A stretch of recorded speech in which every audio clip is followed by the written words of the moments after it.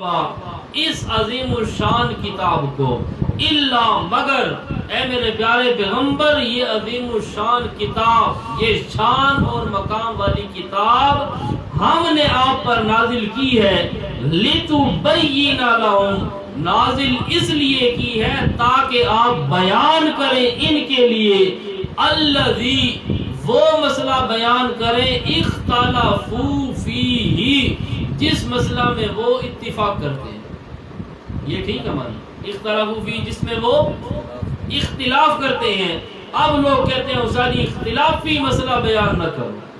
اور لوگ کیا بڑے بڑے مولوی جب وہ تقریر کرواتے ہیں نا یقین مانو پھر منتیں کرتے ہیں. پھر وہ کہتے ہیں درس پر جاؤ اسا جی خدا دا نام ہونا سا ہاتھ بدھے دیا اے مسئلہ بیان نہ کر. اس دن ایک مولوی اس کے پاس ہم گئے درس کے لیے اور اسامہ بھی ساتھ تھا نہ پہلے. اس نے آدھا گھنٹہ میری منت کی. اس نے کہا اللہ کا نام مانے آج یہ مسئلہ بیان نہ کریں ان تدعوہم لا يسمعوا دعاءکم آج انک لا تسمع الموتى یہ مسئلہ بیان نہ کریں آپ کو پھر ہم موقع دیں گے. یہ اختلافی مسئلہ بیان نہ کریں. تو یاد رکھیں قرآن کے کسی مسئلے کو اختلافی مسئلہ کہنے والا مولوی کافر ہے کیونکہ قرآن یہ اتفاقی مسئلہ ہے. قرآن سے اختلاف کافر کرتا ہے. قرآن سے اختلاف کو بھی مومن کر ہی نہیں سکتا. تو مومنوں کے لیے پورا قرآن اتفاقی ہے. ہاں جن کے دل میں کفر ہو ان کے لیے بھی اختلاف ہے. اور اللہ نے اپنے نبی کو بھیجا ابھی لفظی ترجمہ سنیں وما انزلنا اور نہیں نازل کیا ہم نے علیکا آپ پر الکتابہ اس عظیم الشان کتاب کو الا مگر نزول کتاب کا مقصد لتبین لہم تاکہ آپ بیان کریں ان کے لیے الذی وہ مسئلہ اختلافوا فیہ جس مسئلے میں یہ اختلاف کرتے ہیں. اب قرآن کس لیے آیا؟ اختلافی مسئلہ بیان کرنے کے لیے. یہ کہتے ہیں اختلافی بیان نہ کرو. ہم کہتے ہیں اتفاقی کی ضرورت نہیں. یہ کہتے ہیں اختلافی بیان نہ کرو. ہم کہتے ہیں اتفاقی کی ضرورت ہی نہیں. اچھا ایک بندہ نماز پڑھے آپ بھی نماز پڑھے آپ اس کو کہیں جی نماز پڑھی کرو یہ اتفاقی مسئلہ ہے نا اس کی کوئی ضرورت ہے؟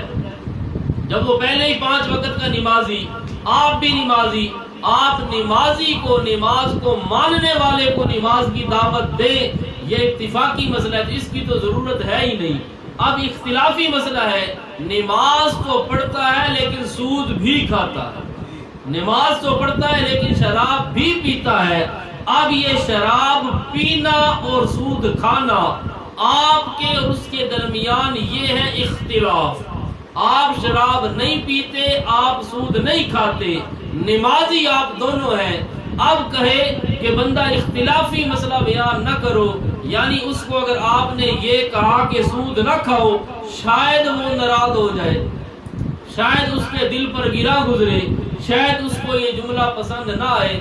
اس وجہ سے بندہ اگر اس کو یہ نہ بتائے کہ شراب نہ پی سود نہ کھا بھئی یہ اختلافی مسئلہ ہے شاید ہماری لڑائی ہو جائے اس وجہ سے اگر اس کو نہیں اس نے بیان کیا اور وہ بندہ شراب پیتے پیتے مر گیا سود کھاتے کھاتے مر گیا قیامت کے دن وہ بندہ اس نمازی کے گریبان سے پکڑے گا کہ یا اللہ نمازی تو میں تھا ہم اکٹھے پڑھتے تھے یہ مجھے نماز کی دعوت تو دیتا تھا اس نے بتایا ہی کبھی نہیں کہ سود بھی حرام ہے اس نے بتایا ہی نہیں کہ شراب بھی حرام ہے. اس لیے ان مولویوں کے گریبان سے عوام قیامت کے دن پکڑے گی کہ یا اللہ انہوں نے نماز کی دعوت تو دی حج کی دعوت تو دی زکوٰۃ اور روزے کی دعوت تو دی لیکن جو شرک تھا اس شرک سے بچنے کی انہوں نے ہمیں دعوت دی نہیں. انہوں نے ہمیں بتایا ہی نہیں کہ شرک کیا ہوتا ہے بدعت کیا ہوتی ہے. انہوں نے شرک اور بدعت اس لیے کھول کر بیان نہیں کی کہ شاید مسئلہ اختلافی بن جائے ہمارا اکرام مسلم بند ہو جائے ہمیں لوگ چاول شاول نہ دے شاید لڑائی ہو جائے. اس لیے تو اتفاقی مسئلے کی ضرورت ہوتی نہیں ہے. اور مسئلہ کون سا بیان کرنا چاہیے یہ قرآن کے لفظ ہے لِتُبَيِّنَ لَهُمُ الَّذِي اخْتَلَفُوا فیہ، اگر اتفاقی بیان کی ویسے ضرورت نہیں، اختلافی لوگ کرنے نہیں دیتے، مت مولوی سارے مالٹے علی ریڈی لاویں، کیونکہ اختلافی کرنا نہیں ہے، اتفاقی کی ضرورت نہیں ہے، اپنی ریڈی لاؤ مالٹے علی تے فلود علی، گرمی آنی ہے بھائی، حلال دی روزی کھاؤ، خام خام ممبر نہ ترکاؤ، یہ ممبر رسول نو خراب نہ کرو، اتنے بہ کے لتبینا لهم الذی اختلفوا فیہ، اگر اختلافی بیان کرنے والا متشدد ہے، لو کان بیان کتاب اللہ تشددا تو فالحمدللہ انا اول المتشددین۔ حضرت امام محمد طاہر پنجبیری وہ لکھتے ہیں اگر اللہ کی کتاب قرآن کو بیان کرنا تشدد ہے تو الحمدللہ میں سب سے بڑا متشدد ہوں۔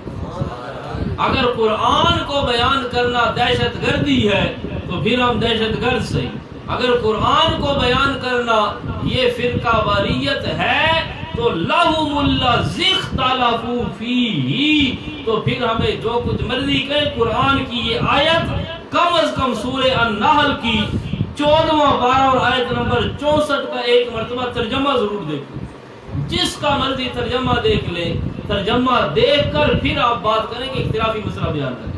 تو اللہ کے نبی صلی اللہ علیہ وسلم نے پہلے دن صفا پہاڑی پر کھڑے ہو کر اتفاقی مسئلہ بیان کیا یا اختلافی؟ یہ اگر ڈان دے پتر، یہ بھینس کے انڈے اگر اس وقت ہوتے تو یہ اس وقت امام الانبیاء کو مشورہ دیتے، اللہ کے نبی جی نیا نیا دور ہے، ابھی آپ کو نبوت تازی ملی ہے، اختلافی مسئلہ بیان نہ کرو، لڑائی ہو جائے، اتفاقی مسئلہ آرام سے۔ اب آرام کی حد کیا ہے؟ سفید داڑھی ہو گئی اور بالکل قبر میں ٹانگے، لیکن اب تک ہولے مسئلہ ہولے جی کوئی سپیڈ کو پہلا دوجا گیئر بھی ہوتا ہے گڈی کا، یہ نیوٹرل تے رکھ کے گڈی چلاونی، اب بس گڈی نیوٹرل ہے، سٹارٹ ہے صرف، بس ایسے ہی کھڑی رہ سی ساری زندگی مر ویسے۔ اب امام الانبیاء نے پہلے دن قولوا لا الہ الا اللہ یہ مسئلہ بیان کیا، آپ کو پتہ بھی تھا کہ اس مسئلے کے ساتھ اختلاف ہوگا، لڑائی ہوگی، ہو سکتا ہے ان کو یہ ناگوار گزرے، لیکن امام الانبیاء صلی اللہ علیہ وسلم نے لَهُمُ الَّذِي اخْتَلَفُوا فِيهِ پر عمل کرتے ہوئے پہلے دن وہ کمپلسری سبجیکٹ، لازمی پیپر، VIP سبجیکٹ اور مضمون اور لیکچر وہ آپ نے دیا اور کہا قولوا لا الہ الا اللہ۔ اب جواب میں انہوں نے حلوے کی پلیٹیں نہیں دی، چاولوں کی ڈش نہیں دی، پاپے والے پیکٹ تے درجن کی کیلا دے پیش نہیں کیتے، بلکہ آپ کو پتھر لگائے، آپ نے پتھر کھا کر امت کو مسئلہ سمجھایا کہ یہ لا الہ الا اللہ یہ مسئلہ تو آپ بیان کریں، کوئی مانے تب بھی نہ مانے تب بھی، آپ نے پتھر کھا کر امت کو سمجھایا کہ آپ نے یہ کیا کرنا ہے، مسئلہ بیان کرنا۔ بظاہر لڑائی ہوتی ہے، لڑائی کا فائدہ ہوتا ہے، بظاہر جہاں پر اختلاف ہو اس اختلاف کا کیا ہوتا ہے، فائدہ۔ اگلے پوچھتے یار کیا رولا یوسف مسیح کی، پھر بتانے والے بتاتے ہیں بھئی یہ مولوی کہتا تھا کہ مرن تو بعد سن دے نہیں، مرن تو بعد کچھ ڈان دے بھی نہیں، نفع نقصان دے مالک نہیں، اے حضرت صاحب اور آدن میں جیندے سنے نہ سنے مردے سن دے، اے آدن میں جیندہ لکھ داتے مویا 2 لکھ دا، 1.25 لکھ دا پرانا ہوگی، جیندہ لکھ داتے مویا 2 لکھ دا، اے آدن میں زندہ سنتا ہے چند میٹروں کے فاصلے پر اور مردہ سنتا ہے کلومیٹروں کے فاصلے پر، کیونکہ مرنے کے بعد کیپیسٹی زیادہ ہو جاتی ہے۔